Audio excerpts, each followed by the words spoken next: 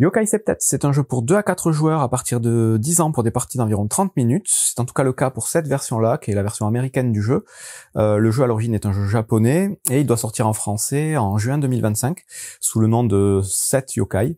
Et je crois que la version française va être limitée à 3 ou 4 joueurs et que les illustrations vont être assez différentes. Donc les cartes et la boîte d'ailleurs seront différentes en français. C'est un jeu de pli avec un simple deck de cartes qui va avoir pour particularité d'avoir le numéro 7 comme numéro central dans le jeu. C'est-à-dire qu'on va avoir 7 couleurs. Dans chacune des couleurs, il y aura un numéro 7.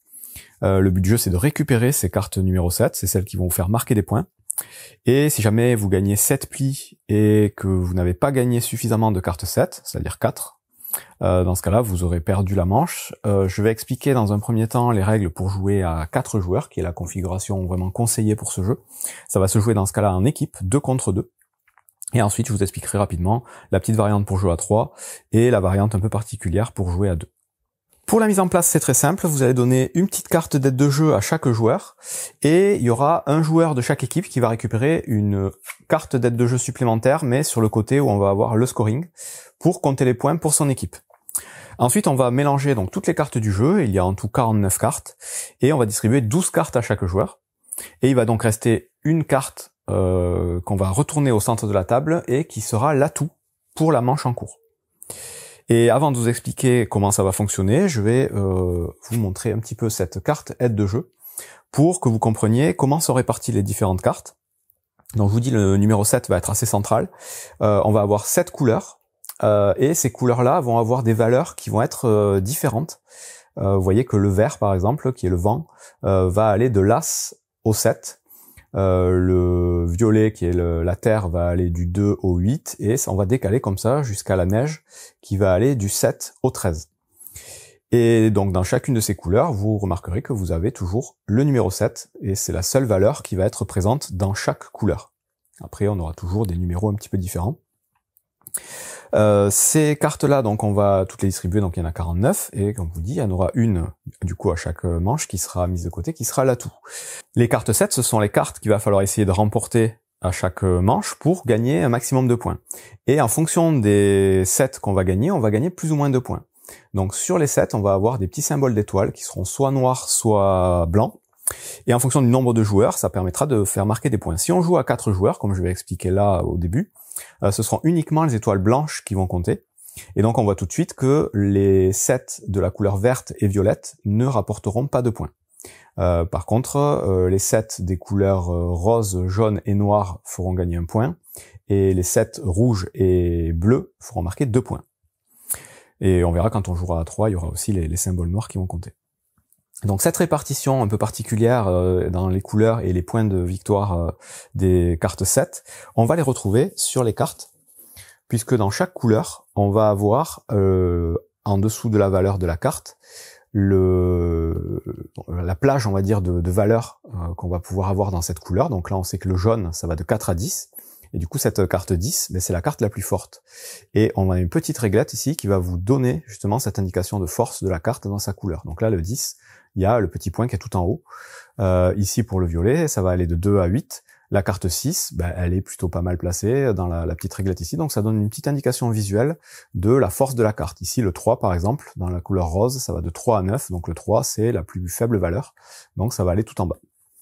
Donc ça donne une bonne indication. Et sur les cartes 7, on va avoir des indications, donc déjà vous voyez la carte 7 elle est un peu foil, donc elles sont plutôt jolies.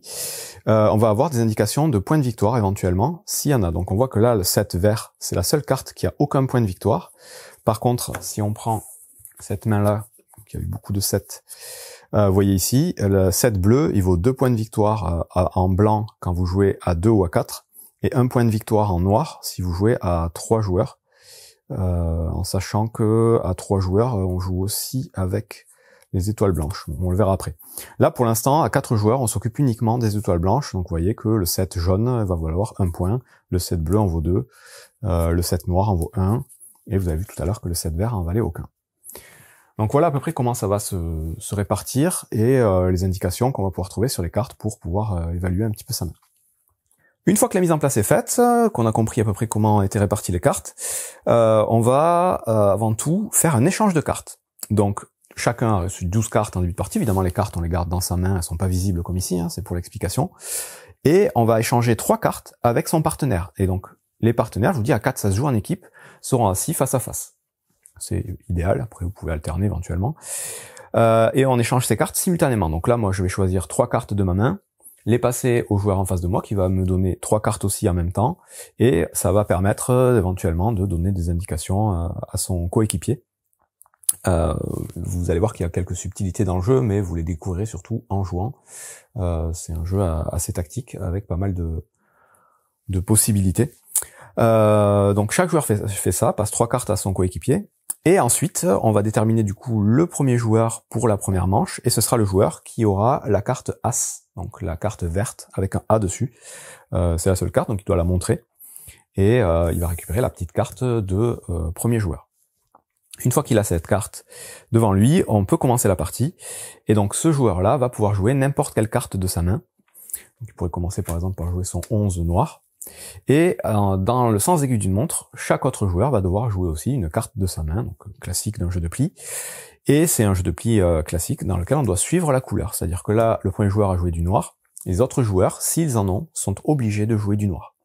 S'ils n'en ont pas, ils peuvent jouer n'importe quelle carte de leur main, c'est-à-dire soit une carte atout, donc là ce serait une carte rouge pour avoir des chances de gagner le pli, soit une carte de n'importe quelle autre couleur pour être à peu près sûr de perdre le pli. Donc là, on va faire un premier exemple où on va dire, lui il avait une carte noire, que tout le monde va jouer du noir, tout le monde a du noir, donc tout le monde joue du noir. On va dire que hop, lui il avait le 7 noir, tac, et il avait que celle-là. Mais dans ce cas-là, tout le monde a joué la couleur demandée par le leader, ça va être la carte la plus forte dans cette couleur qui remporte le pli. Donc là, ce serait le 11 qui gagne le pli, et donc il va prendre toutes les cartes qui ont été jouées par les joueurs, et les placer devant lui, et s'il remporte une carte 7, donc les cartes 7 elles brillent, hein, on ne peut pas les rater, il doit la laisser face visible à côté de lui, et les cartes qu'il a remportées, il va les mettre face cachée dans un premier tas qui correspond au premier pli qu'il a gagné. Et chaque autre tas qui va être remporté chaque autre pli qui va être remporté par son équipe sera stocké au même endroit, donc ce sera le même joueur qui va garder tous les plis de son équipe, même si c'est son coéquipier qui les gagne. Et il faudra bien les différencier parce qu'il va falloir pouvoir compter le nombre de plis que chaque équipe va gagner. Ça aura une importance pour déclencher la fin de la manche. Et donc les cartes 7 doivent rester visibles pour savoir combien sont sortis et combien il en reste. Donc, vous savez qu'il y en a 7 dans le jeu, et on voit à peu près où on en est. Ensuite, premier pli, donc premier exemple, assez simple, on a tous joué la couleur demandée par le leader, c'est la plus forte carte qui gagne. Le joueur qui remporte le pli recommence, garde la carte premier joueur, et recommence avec une nouvelle carte de sa main à ouvrir un nouveau jeu. Donc là, admettons, c'est toujours lui, il va jouer son 5 noir, et là, donc, le joueur à côté de lui n'a plus de noir, donc il peut jouer la carte qu'il veut. Donc il peut très bien jouer une carte d'une autre couleur qui n'est pas de l'atout, et si tous les joueurs jouent des cartes d'une autre couleur qui ne sont pas des atouts, donc lui admettons il a plus de noir, lui il a plus de noir, qui ne sont pas des atouts j'ai dit,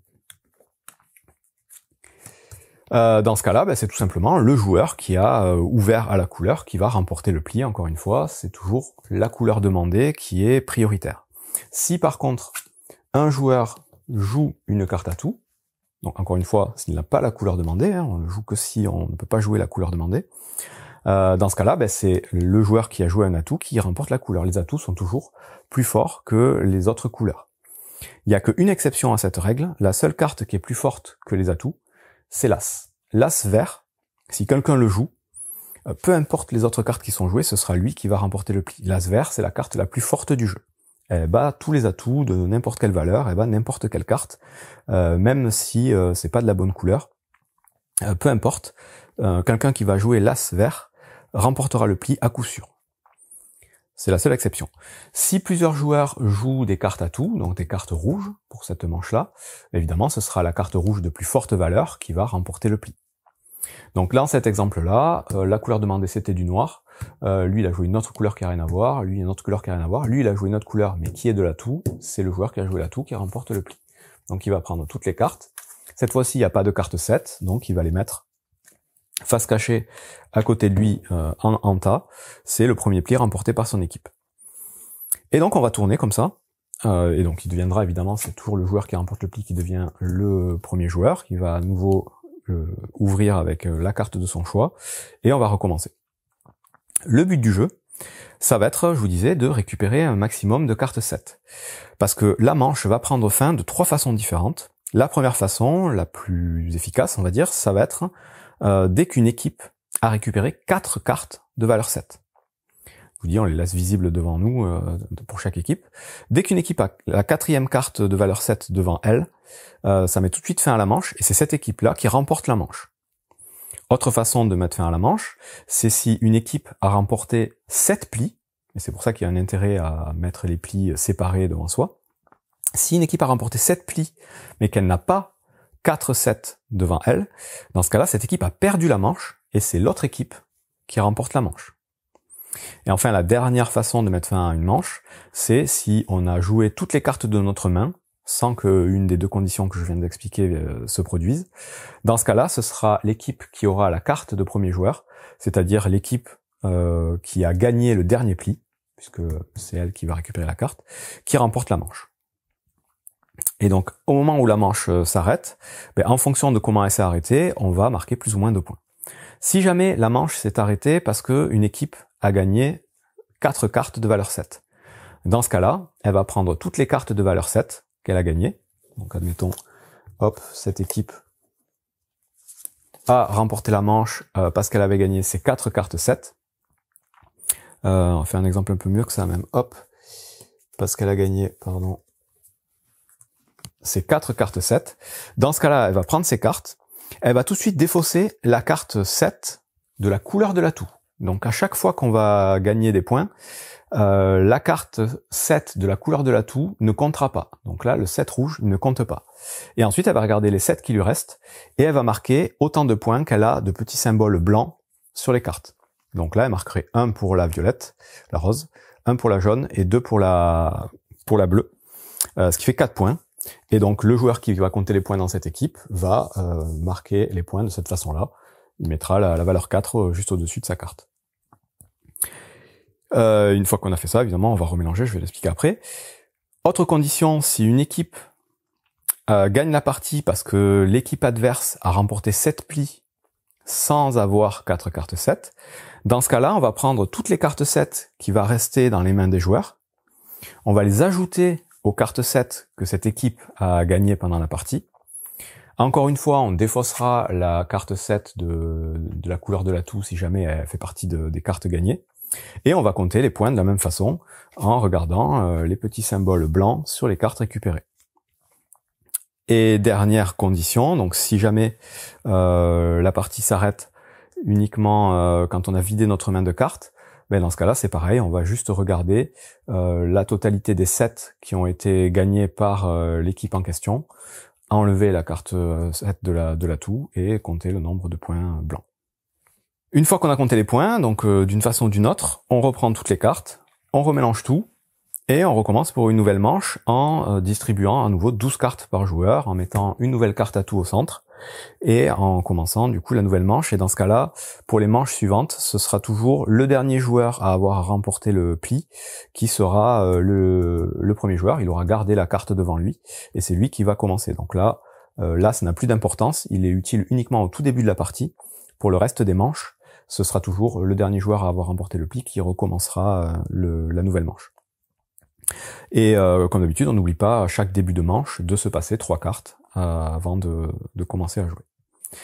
La partie va s'arrêter dès que, après un décompte, une équipe sera arrivée à 7 points ou plus, et ce sera l'équipe qui aura gagné la partie, tout simplement. Maintenant, les règles, si vous voulez jouer à 3 joueurs, ça va être quasi la même chose. La seule différence, ça va être que chacun va jouer pour soi, il n'y a plus d'équipe. Donc chacun va prendre une aide de jeu et une carte pour compter les points devant lui. On va distribuer cette fois-ci 16 cartes à chaque joueur, et donc il restera toujours une carte qu'on mettra au centre et qui sera l'atout.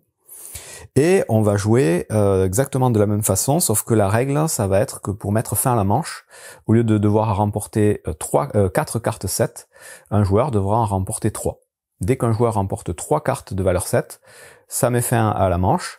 Et sinon, l'autre façon de mettre fin, c'est si un joueur remporte 7 plis sans avoir 3 cartes 7, en avoir moins que 3.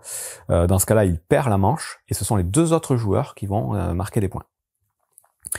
Autre façon aussi, si on vide notre main, exactement comme à 4 joueurs, si toutes les cartes ont été jouées, dans ce cas-là, c'est encore le joueur qui gagne le dernier pli qui remporte la manche.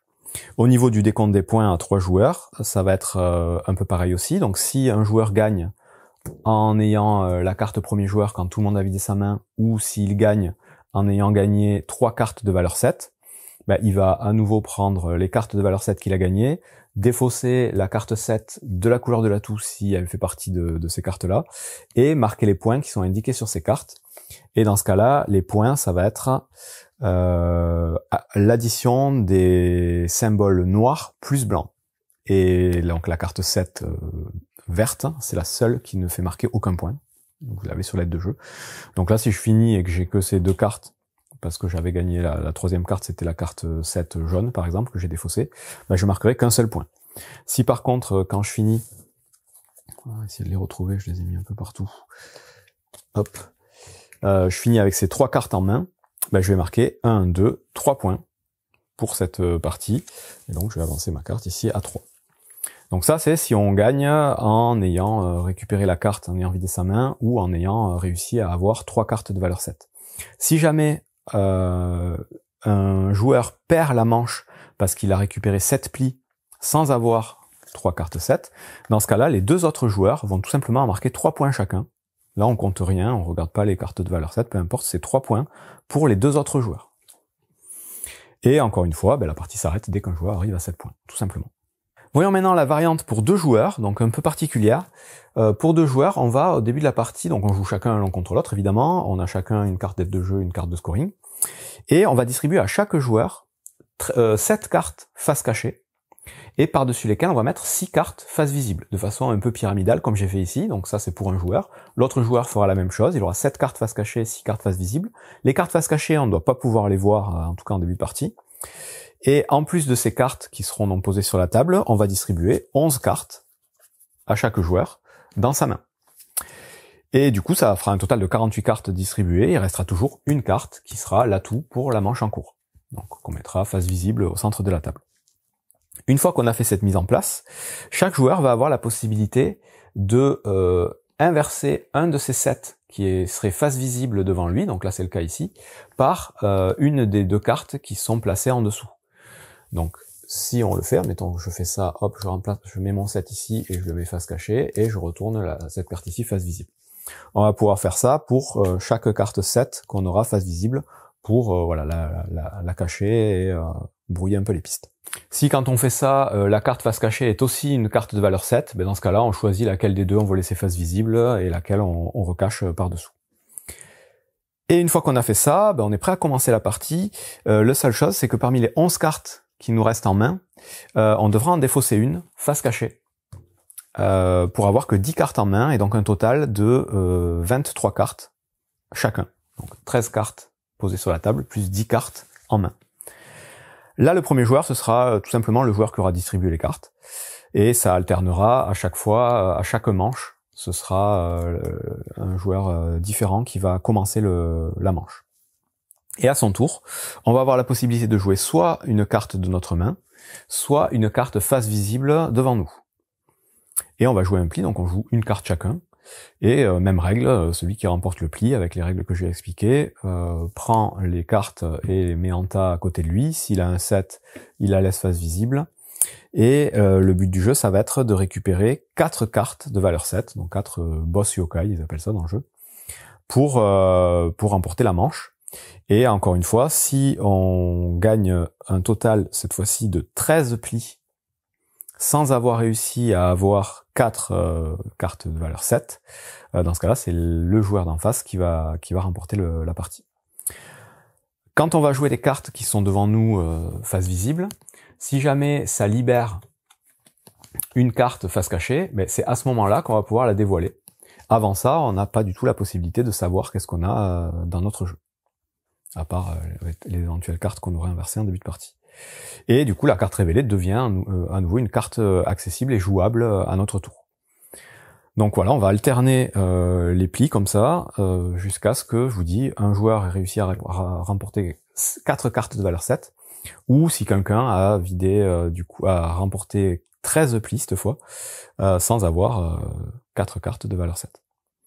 Ou encore une fois, on peut aussi finir la manche en ayant vidé complètement notre main, et dans ce cas-là, encore une fois, ce sera le joueur qui remporte le dernier pli qui gagne la partie. Et pour compter les points, ben, c'est exactement comme à 4 joueurs, on va juste regarder les cartes 7 qu'on a réussi à récupérer, et marquer les points qui est indiqué dessus, les points uniquement de valeur blanche, les étoiles blanches.